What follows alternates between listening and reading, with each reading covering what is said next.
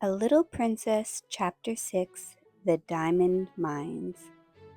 Not very long ago after this, a very exciting thing happened.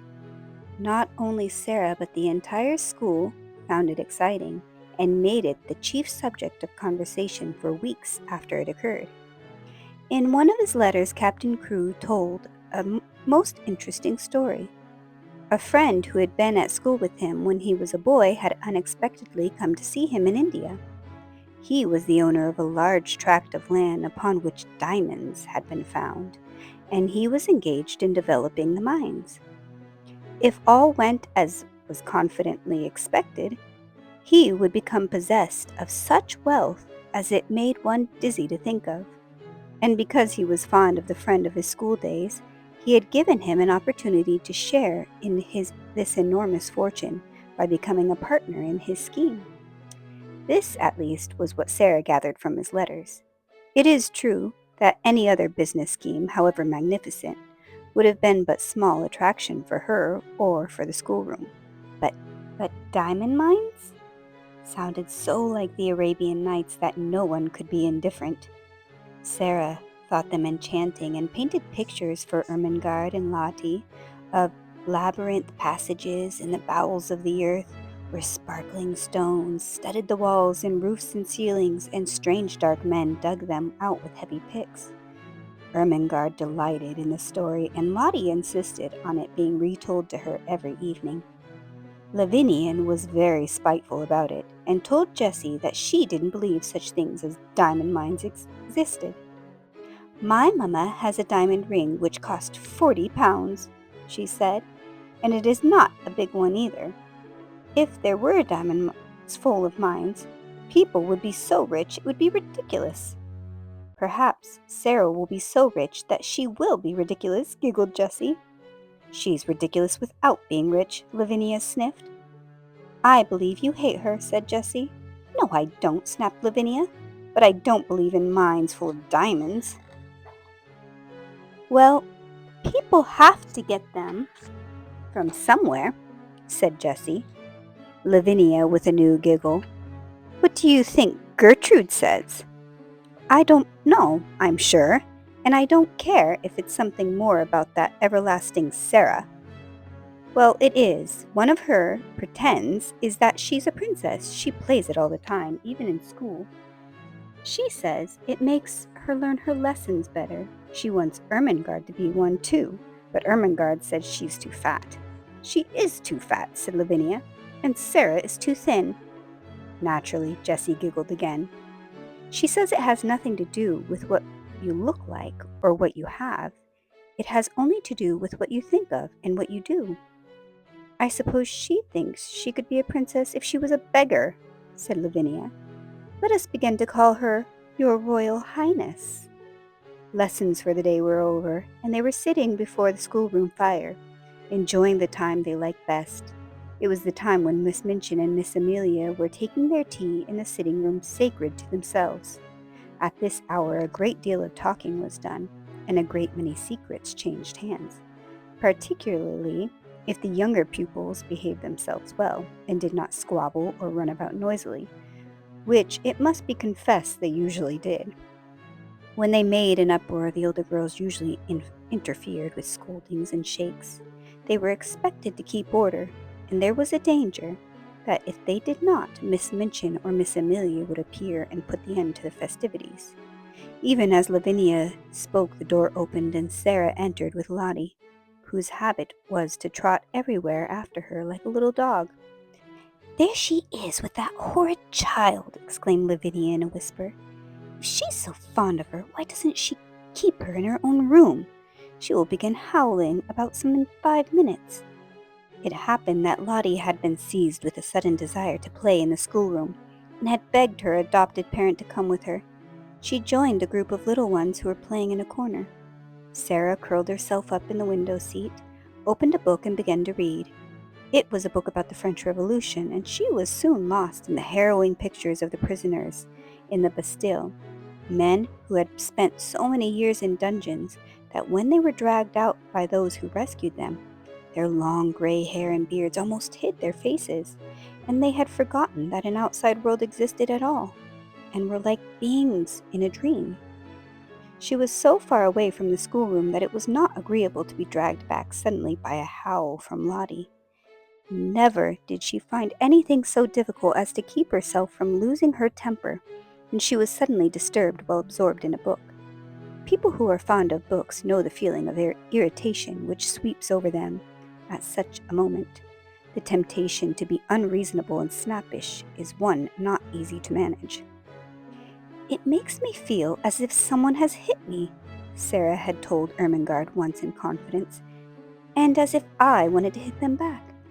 I have to remember things quickly to keep from saying something ill-tempered." She had to remember things quickly when she laid her book on the window seat and jumped down from her comfortable corner. Lottie had been sliding across the schoolroom and, having first irritated Lavinia and Jessie by making a noise, had ended by falling down and hurting her fat knee. She was screaming and dancing up and down in the midst of the group of friends and enemies who were alternately coaxing and scolding her. "Stop this minute, you crybaby! Stop this minute!" Lavinia commanded. "I'm not a crybaby. I'm not!" wailed Lottie. Sarah! "If she doesn't stop, Miss Minchin will hear her," cried Jessie. "Lottie, darling, I'll give you a penny." "I don't want your penny," sobbed Lottie, and she looked down at the fat knee, and seeing a drop of blood on it, burst forth again. Sarah flew across the room and, kneeling down, put her arms around her. "Now, Lottie," she said. "Now, Lottie, you promised Sarah." "She said I was a crybaby," wept Lottie. Sarah patted her, but spoke in the steady voice Lottie knew. "But if you cry, you will be one, Lottie pet. You promised." Lottie remembered that she had promised, but she preferred to lift up her voice. "I haven't any mama," she proclaimed. "I haven't a bit of a mama." "Yes, you have," Sarah said cheerfully. "Have you forgotten? Don't you know that Sarah is your mama? Don't you want Sarah for your mama?" Lottie cuddled up to her with a consoled sniff. "Come sit in the window seat with me," Sarah went on, "and I'll whisper a story to you." "Will you?" whimpered Lottie. "Will you tell me about the diamond mines?" "The diamond mines?" broke out Lavinia. "Nasty little spoiled thing. I should like to slap her." Sarah got up quickly on her feet. It must be remembered that she had been very deeply absorbed in the book about the Bastille, and she had to recall several things rapidly when she realized that she must go and take care of her adopted child. She was not an angel, and she was not fond of Lavinia. "Well," she said with some fire, "I should like to slap you, but I don't want to slap you," restraining herself. "At least, I both want to slap you, and I should like to slap you, but I won't slap you. We are not little gutter children. We are both old enough to know better." Here was Lavinia's opportunity. "Ah, yes, your Royal Highness," she said. "We are princesses, I believe. At least one of us is. The school ought to be very fashionable now that Miss Minchin has as a princess for a pupil." Sarah started toward her. She looked as if she were going to box her ears. Perhaps she was.